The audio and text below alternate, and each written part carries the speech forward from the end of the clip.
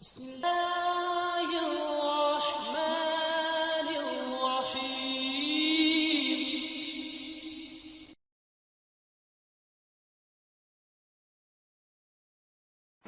الحمد لله وكفى على عباده الذين اصطفى. حج کے حوالے سے بہت زیادہ باتوں میں سے میری باری کی پہلی بات اللہ تعالی کی توفیق سے حج کی قبولیت کے لیے شروط ہیں، کنڈیشنز۔ ان میں سے پہلی شرط یہ ہے کہ حج کرنے کا مقصد صرف اللہ تعالیٰ کی رضا۔ ایک ایک بات کے لیے اللہ جانے 20 دلائل ہیں، لیکن اختصار کی وجہ سے مختصر بات کرتے ہوئے گزرتے جاتے ہیں۔ حج کی قبولیت کے لیے پہلی شرط حج کرنے کا مقصد محض اللہ تعالیٰ کی رضا کا پانا۔ امام ابن ماجہ نے سیدنا انس رضی اللہ تعالی عنہ سے روایت کیا، نبی کریم صلی اللہ علیہ وسلم نے حجۃ الوداع میں رب ذوالجلال کے حضور عرض کیا، اللہم حجۃ لا ریاء فیہا ولا سمعہ، اے اللہ میرے حج کو ایسا حج بنا نہ اس میں ریاکاری ہو نہ دکھاوا ہو، اور ہمارا ایمان ہے ان ایسا حج نہ کسی کا تھا نہ ہے نہ ہوگا، لیکن پھر بھی وہ التجا کرتے ہیں تو میں آپ ہماری حیثیت کا۔ دوسری بات، حج کرنے والے کا دامن ہر قسم کے شرک سے پاک ہو۔ جہاں شرک ہوگا وہاں ایک حج نہیں 20 حج بھی ہوں، ان کی کوئی حیثیت۔ اب جو شخص شرک کر چکا ہے کیا کرے؟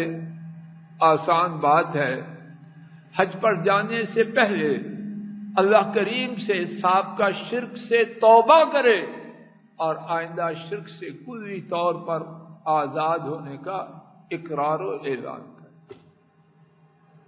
تیسری بات، حج کی قبولیت کی تیسری شرط، حج کرنے والا سنت کے مطابق کرے۔ اچھی طرح نوٹ فرما لیجیے، قدم قدم پہ لوگ بھٹکاتے ہیں، نہ کرے وہ جو نبی کریم صلی اللہ علیہ وسلم سے ثابت ہو، چھوڑے وہ جو انہوں نے نہیں کیا، اپنی استطاعت کے مطابق۔ طاقت کے بعد چھوٹ جائے اللہ معاف کرے گا، لیکن اس کا ٹارگٹ، ہدف، نشانہ یہ ہو سنت کی ہر عمل کے کرنے اور ہر بات کے چھوڑنے میں سنت کو نہیں چھوڑنا۔ چوتھی شرط، اور اللہ نہ کرے کہ ہم کسی شرط میں بھی کھوٹے ہوں، چوتھی شرط، حج پاکیزہ مال سے ہو، ناپاک مال سے وہ حج قبول نہیں ہوتا۔ سیدنا ابن عباس رضی اللہ عنہما نے فرمایا، اور اللہ نہ کرے کہ میری بات کا مقصد کسی کا دل دکھانا ہو، مقصد یہ ہے کہ بچ جائے۔ سیدنا ابن عباس رضی اللہ عنہما نے فرمایا، جو شخص سودی معاملہ کرتا ہے اللہ تعالی نہ اس کا صدقہ قبول کرتے ہیں، نہ اس کا حج، نہ اس کا جہاد، نہ اس کی صلہ رحمی۔ حج پہ جا رہا ہے، سودی کمائی ہے، یہ حرام کی کمائی ہے، اب کیا لے کے آئے؟ اب شاید کسی کے ذہن میں سوال ہو، اب میں کیا کروں؟ تاریخ آ چکی ہے، ٹکٹ خریدی جا چکی ہے، کیا کروں؟ بڑے علماء سے جا کے پوچھئے نا، میری عاجزانہ تجوید یہ ہے، اور اللہ کی فضل و کرم سے امید ہے کہ وہ مفید ہو۔ کمائی جو ہے سو ہے، اب راتوں رات تو نہیں بدلتی۔ ابھی مسجد میں بیٹھے، اگر کمائی حرام ہے سچی توبہ کرے، کیا کرے؟ اپنے مال کو آگ لگا دے؟ نہیں، میرے علم میں حرام کمائی سے توبہ کرتے ہوئے آگ نہیں لگائی گئی، شرمندہ ہو جائے۔ آئندہ حرام ذریعے سے مال کمانے سے سچی توبہ کا اقرار کرے، انشاءاللہ امید ہے سابقہ گناہ معاف ہوگا، حج اور دیگر عبادات اسی مال سے اللہ قبول کرے گا۔ اور میں یہ فتویٰ دینا میری حیثیت نہیں، فتویٰ کسی بڑے عالم سے لے لینا، لیکن میری تجویز یہ ہے اور انشاءاللہ امید ہے اس سے بعد بن جائے گی۔ میری گفتگو کا دوسرا نقطہ حج کا طریقہ، انتہائی اختصار سے حج سے پہلے عمرہ، تو عمرہ کے طریقہ سے بات کا آغاز کرتے ہیں۔ احرام پہننے سے پہلے ناخن ترشوائے، بال کٹوائے، اور سنت یہ ہے یہاں تک کہ بیمار عورتیں بھی غسل کریں۔ بیمار سے مراد جنہوں نے نماز ادا نہیں کرنی ہے۔ مرد خوشبو استعمال کریں، اور خوشبو اپنے جسم میں احرام کی چادروں میں نہیں۔ مرد ہر سلے ہوئے کپڑے سے اپنے آپ کو دور کریں، اور سلے ہوئے سے مراد وہ سلا ہوا ہے جو جسم کے حساب سے سلا۔ اگر احرام کی چادر 1.5 پٹ کی ہے، اس کو لمبا کرنے کے لیے دوسرا حصہ جوڑا گیا، اس کی کوئی ممانعت نہیں۔ بنیان، شرٹ، شلوار، انڈر ویئر، ایسے تمام کپڑے اتارے۔ افضل یہ ہے کہ احرام کی دونوں چادریں سفید ہوں، اور اگر سفید نہ بھی ہوں تو جائز۔ خواتین کے لیے احرام ان کا عام لباس ہے، کوئی مخصوص رنگ، کوئی یونیفارم خواتین کے لیے احرام کی نہیں۔ خواتین موزے پہنے، لیکن انہوں نے نقاب نہیں باندھنا، اور گلوز، دستانے وہ نہیں پہننے۔ خواتین نے اپنے احرام میں جہاں کہیں اجنبی مرد ہوں اپنے چہرے کو ڈھانپ کے رکھنا۔ اس سلسلے میں جو لوگوں نے مشہور کر رکھا ہے دم پڑ جائے گا، ان کا کہنا سنت کے خلاف ہے۔ احرام کے آغاز کے لیے کوئی نماز نہیں۔ نبی کریم صلی اللہ علیہ وسلم نے ذوالحلیفہ میں ظہر کی نماز ادا کی، اور اس کے بعد احرام کی حالت میں آگے۔ احرام کے لیے کوئی وقت کی پابندی نہیں۔ احرام کا آغاز کرتے ہوئے کہنا ہے لبیک عمرۃ۔ اگر یہ جو لوگ کہتے ہیں میں نے نیت کی عمرہ کی، اے اللہ اس کو آسان کر، یہ کوئی ثابت نہیں۔ جو کہنا ہے لبیک عمرۃ، لبیک اللہم لبیک آخر تک۔ احرام میں لوگوں نے جوتی کے حوالے سے بہت لوگوں کو پریشان کیا۔ کینچی جوتی ہوگی تو احرام ہوگا، وگرنہ نہیں۔ ایسی کوئی بات ثابت نہیں. اچھی طرح نوٹ کریں اور اللہ کی توفیق سے پوری ذمہ داری سے عرض کر رہا ہوں. جوتی وہ ہو، میں فائدے کی غرض سے گستاخی کرنے لگا ہوں. کرسی آگے کرو، کرسی آگے کرسی پکڑو. جوتی وہ ہو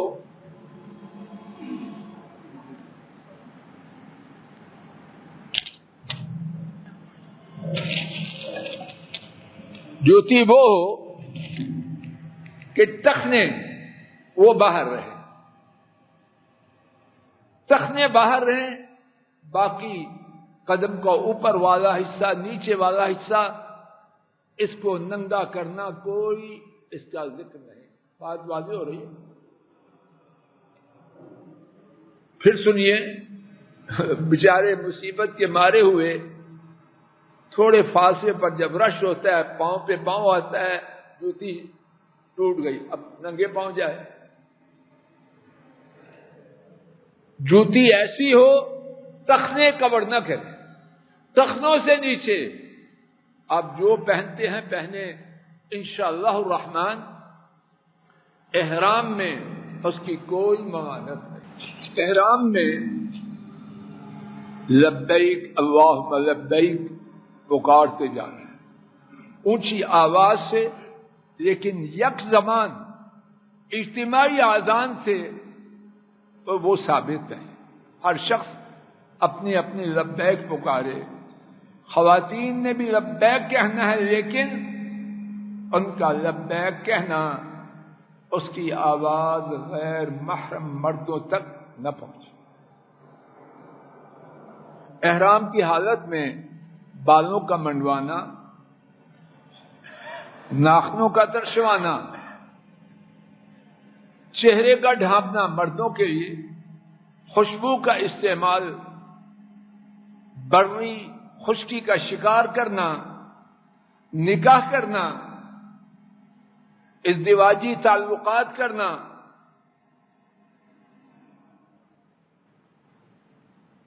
خواتین کے متعلقہ ازدواجی زندگی کی باتیں کرنا، یہ سب ممنوع.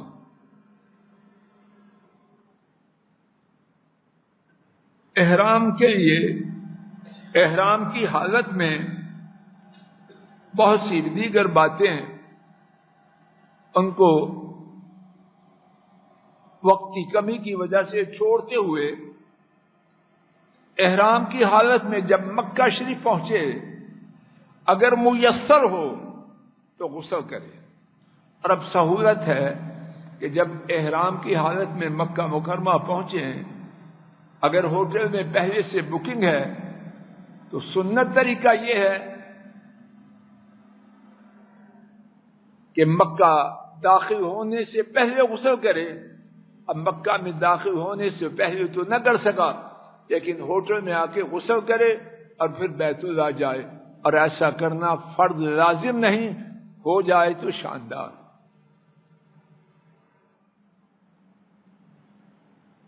مکہ شریف پہنچا،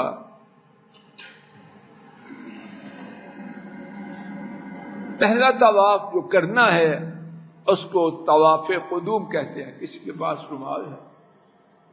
اس کو طواف قدوم کہتے ہیں. اور طواف قدوم میں سنت طریقہ یہ ہے، استباع کہتے ہیں، بائیں کندھے کو ڈھانپنا اور دائیں کندھے سے چادر نیچے سے گزارنا. اور یہ ساتوں کے ساتوں چکروں میں ہے. اور استباع کا جو آغاز ہے وہ طواف کے شروع میں ہے. کچھ لوگ یہیں اسلام آباد سے استباع شروع کر دیتے ہیں، اور کچھ لوگ سعی کرتے ہوئے بھی اس کو جاری رکھتے ہیں. نا، آغاز طواف کے آغاز میں اور ختم طواف کے خاتمے پر. اور دوسری سنت طریقہ یہ ہے کہ پہلے 3 چکروں میں رمل کرنا ہے.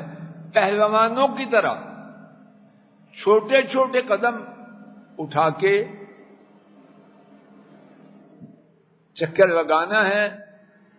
اور اگر خواتین ہیں تو اس عمل سے ان کے آپس میں بچھڑنے کا ڈر ہے، تو پھر خواتین کی چال چلے، ان کو اپنے ساتھ نہ چلائے۔ حجر اسود سے بسم اللہ اللہ اکبر کہہ کے شروع کرنا ہے۔ حجر اسود کو آج کل نہ بوسہ دینا ہے نہ چھونا ہے، کیوں؟ وہاں خوشبو لگے ہے۔ دور سے اشارہ کرے اور اشارہ کرنے کے بعد اپنے ہاتھ کو نہ چومے۔ چومنا تو تب ہے جب اس کو چھوئے، اب چھوا ہی نہیں تو کیا چوم رہا ہے؟ خواہ ایک فردی کاروائی کر رہا ہے نا۔ اور آج کل نہ چومے احرام کی حالت میں، نہ چھوئے، اشارہ کرے گزر جائے۔ پہلے 3 چکروں میں حجر اسود سے حجر اسود تک دوڑ کے چکر لگائے۔ 3 چکروں کے بعد دوڑنا ختم کر دے، لیکن استباع کندھے کو ننگا رکھنا جاری رکھے۔ 4 چکر اسی حالت میں کرے، 7 چکر پورا کرنے کے بعد چادر کو نارمل کرے، اور اس کے بعد مقام ابراہیم کی طرف جائے اور یہ پڑھتا ہوا جائے وَاتَّخِذُوا مِن مَّقَامِ إِبْرَاهِيمَ مُصَلًّى۔ اس کے پیچھے 2 رکعت نماز پڑھے، اس کے پیچھے پڑھنا لازم اور فرض نہیں۔ اگر وہاں پڑھنے میں دقت ہو تو جہاں میسر ہو، کوئی پابندی نہیں۔ 2 رکعت پڑھے، پہلی رکعت میں سنت طریقہ یہ ہے، الفاتحہ کے بعد قل یا ایھا الکافرون، دوسری رکعت میں الفاتحہ کے بعد قل ھو اللہ احد، اور انتہائی مختصر پڑھے، لمبی 2 رکعتیں نہیں پڑھنا۔ اس کے بعد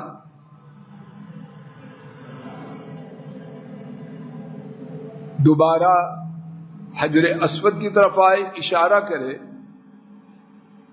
2 رکعتیں پڑھنے کے بعد زمزم پیے، اگر ممکن ہو زمزم پینے کے بعد پھر حجر اسود کی طرف آئے، اشارہ کرے، اور اب سعی کے لیے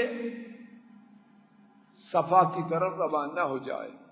اور یہاں یہ بات نوٹ فرما لیجیے، اگر اسے کوئی تکلیف ہو یا ویسے چاہے کہ اطمینان کروں، تو ضروری نہیں اسی وقت سعی کرے۔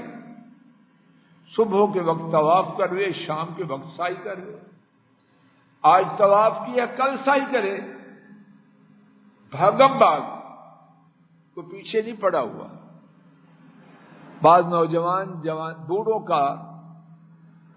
بوڑھوں کے یہ بڑی مشکل پیدا کرتے، کوئی جلدی نہیں، طواف اور سعی کے درمیان وقفہ ہو جائے کوئی حرج نہیں، بلکہ اگر طواف بھی 7 چکر اکٹھے لگانا ضروری نہیں، تھک گیا 3 چکر کے بعد آرام کرے، کچھ کھانا چاہتا ہے 3 چکر کے دوران بیٹھ کے کھا لے، پانی پی لے، کوئی پابندی نہیں۔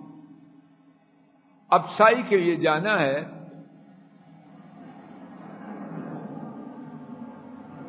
صفا کے پاس پہنچے تو وہاں جا کے یہ آیت شریفہ پڑھے، ان الصفا والمروۃ من شعائر اللہ، اور یہ کہے ابدا بما بدا اللہ بہ، جہاں سے اللہ نے بات کو شروع کیا میں بھی وہیں سے سعی کا آغاز کرتا ہوں۔ صفا پہ چڑھے اور کہے لا الہ الا اللہ، اللہ اکبر 3 دفعہ کہے، اور اس کے بعد لا الہ الا اللہ وحدہ لا شریک لہ لہ الملک ولہ الحمد وهو على كل شيء قدير، لا الہ الا اللہ وحدہ انجز وعدہ ونصر عبدہ وهزم الاحزاب وحدہ، اور اس کے بعد دعا کرے اور خوب دعا کرے 3 دفعہ یہ ذکر جو ابھی ہم نے کیا وہ کرے، اور اس کے درمیان اللہ تعالی سے خوب دعائیں کرے. صفا سے اترے، مروہ کی طرف جاتے ہوئے سبز رنگ کی روشنیوں کے درمیان بقدر استطاعت تیز دوڑے. خواتین ان کے لیے دوڑنا نہیں، اور اگر مردوں اور گھر والوں سے بچھڑنے کا ڈر ہو تو مرد بھی ان کی وجہ سے آہستہ چلے. مروہ پہ پہنچے، جو صفا پہ کیا وہی مروہ پہ کرے. اس طرح صفا اور مروہ پر آئے جائے. صفا سے مروہ 1 چکر، مروہ سے صفا 2 چکر، آخری 7واں چکر وہ جا کے مروہ پہ ختم ہو جائے گا. 7 چکر پورے ہونے پر وہاں سے چلا جائے. خواتین اپنے ہوٹل میں یا کسی باپردہ جگہ جا کے پور کے برابر اپنے بال پیچھے سے کاٹے. مرد حجامت کروائے. اگر حج کے لیے جانے میں کافی دن ہو تو پھر سر کو منڈوائے. اب اگر آخری دن ہو تو پھر منڈوائے نہیں، کٹوائے، کیونکہ منڈوائے گا تو حج میں کیا کرے گا. اور اللہ کے فضل و کرم سے سر کے منڈوانے کے بعد اس کا عمرہ مکمل ہو گیا. اب 8 تاریخ کو حج کے لیے روانہ ہونا. مکہ شریف میں، مینا میں، عزیزیہ میں، مصر میں، جیاد میں، جہاں ہو اپنی اپنی جگہ سے احرام باندھے. احرام باندھنے کے لیے بیت اللہ نہیں جانا. احرام کی جگہ جہاں وہ ہے وہیں سے احرام باندھے. لبیک حجن یہ کہے اور پھر لبیک اللہم لبیک پکارتا ہوا مینا کی طرف روانہ ہو جائے. مینا جا کے ظہر، عصر، مغرب، عشاء، فجر 5 نمازیں اپنے اپنے اوقات پر جماعت کے ساتھ ادا کرے. ظہر کی نماز صرف 2 رکعت، عصر کی صرف 2 رکعت، مغرب کے 3 فرض اور عشاء کے 2 فرض اور وتر، اور فجر کی 2 سنتیں اور 2 فرض. 9 تاریخ کو سورج کے نکلنے کے بعد عرفات کی طرف روانہ ہو. عرفات میں جاتے ہوئے راستے میں لبیک اللہم لبیک اور اللہ اکبر لا الہ الا اللہ واللہ اکبر وللہ الحمد، عید کی تکبیرات دونوں میں سے 2 جو چاہے یا دونوں ہی پڑھتا ہوا چلا جائے. امام عرفات میں زوال کے فوراً بعد خطبہ دے. خطبہ کے بعد ظہر کی اور عصر دونوں کے لیے ایک اذان ہو، اقامت ہو اور ظہر کے 2 فرض پڑھے جائیں. پھر اقامت ہو اور عصر کے 2 فرض پڑھے جائیں. اس مقام پر 2 رکعتیں ہی پڑھنا ہے اور دونوں نمازوں کو ظہر کے وقت میں پڑھنا ہے. اور یہی بات مسجد نمرہ میں ہے اور یہی بات اپنے اپنے خیموں میں ہے. وہ حضرات جن کے ساتھ خواتین ہیں ان کو مشورہ ہے کہ وہ مسجد نمرہ میں نہ جائیں.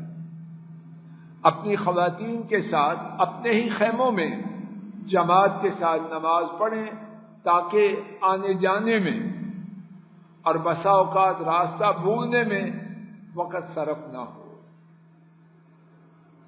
عرفات میں جہاں ٹھہرے وہ ٹھہرنا ٹھیک ہے. جبل عرفات کا جانا، جس کو لوگ جبل رحمت کہتے ہیں، کوئی ثابت نہیں. قبلہ رخ ہو کے ہاتھوں کو اٹھا کر عرفات میں خوب دعائیں کریں کہ عرفات کی دعا سارے سال میں کوئی دن ایسا نہیں جس کی دعا عرفات کی دعا کے برابر ہو۔ اور نبی کریم صلی اللہ علیہ وسلم نے فرمایا کہ جتنے لوگوں کو اللہ تعالی عرفات کے دن جہنم کی آگ سے آزاد کرتے ہیں، اتنے لوگوں کو کسی اور دن آزاد نہیں کرتے۔ اور عرفات کے دن رب ذو جلال قریب ہوتے ہیں، کیسے ہوتے ہیں، کتنا ہوتے ہیں، وہی جانتے ہیں۔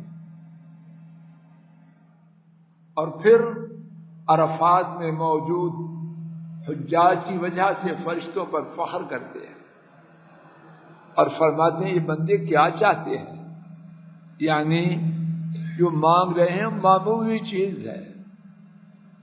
اور پھر فرماتے ہیں اے میرے فرشتوں گواہ ہو جاؤ، میں نے ان کے گناہوں کو معاف فرما دیا، اگرچہ وہ گناہ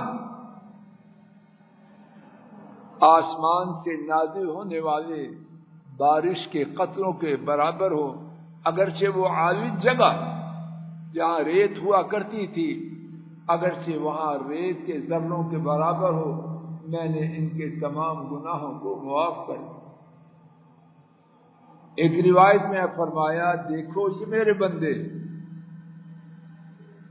میرے پاس بکھرے ہوئے بالوں کے ساتھ آئے، میری رحمت کی امید رکھتے ہیں، یقیناً میں نے ان کو معاف فرما دیا۔ عرفات کے دن خوب خوب دعائیں کریں۔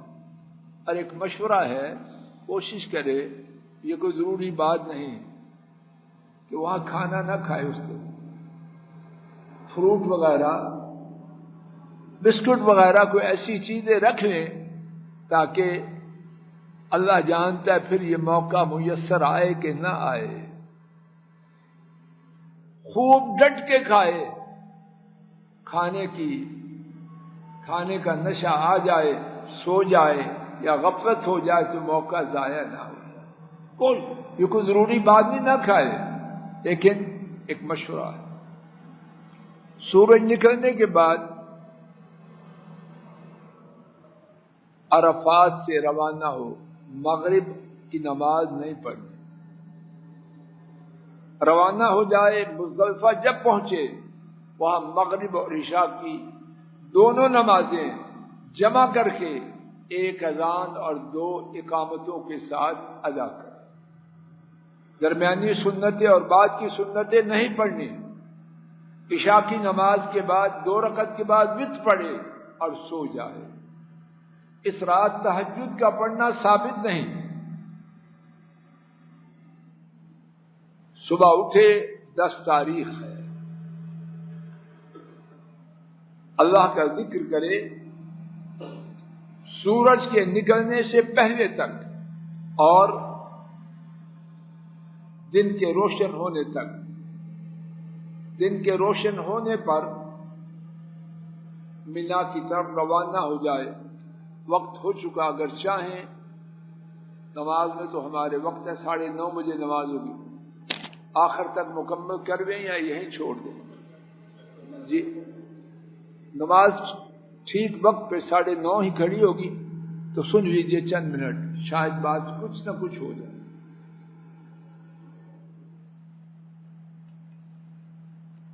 مینا کی طرف روشنی ہونے پر، روشنی سے مراد دن کی روشنی، سورج نکلنے سے پہلے اور دن کی روشنی ہونے پر وہاں سے روانہ ہو۔ یہ بات ان کے لیے جن کے لیے ممکن ہو، جیسے کہ ہم سن چکے، کمزور، بوڑھے، خواتین جو معذور ہوں وہ آدھی رات کے بعد مینا سے نکل سکتے، اور ان کے جو ساتھی حضرات ہوں وہ بھی بعد میں سوال، وہ بھی ان کے ساتھ بعد میں نکلے۔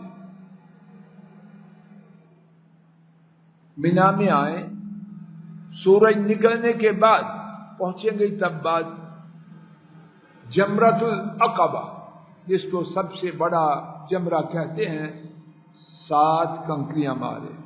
کنکریاں اٹھانے کے لیے کوئی جگہ کا تعین نہیں، جہاں سے اٹھا لے۔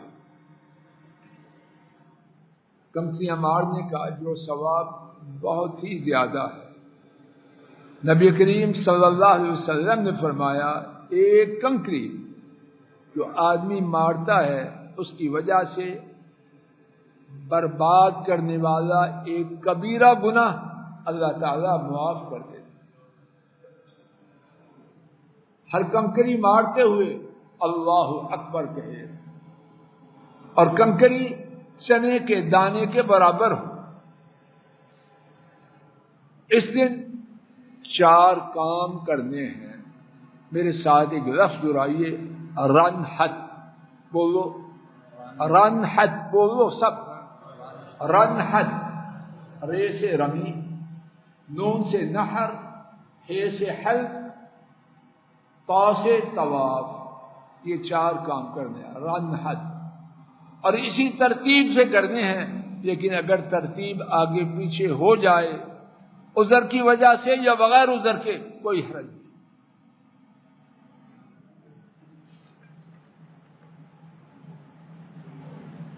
سر کے بالوں کو منڈوانا اس کی بہت ہی شان و عظمت۔ نبی پاک صلی اللہ علیہ وسلم نے 3 دفعہ ایسے شخص کے گناہوں کی معافی کی دعا کی اور 3 دفعہ ایسے شخص پر اللہ کی رحمتوں کے نازل ہونے کی دعا کی۔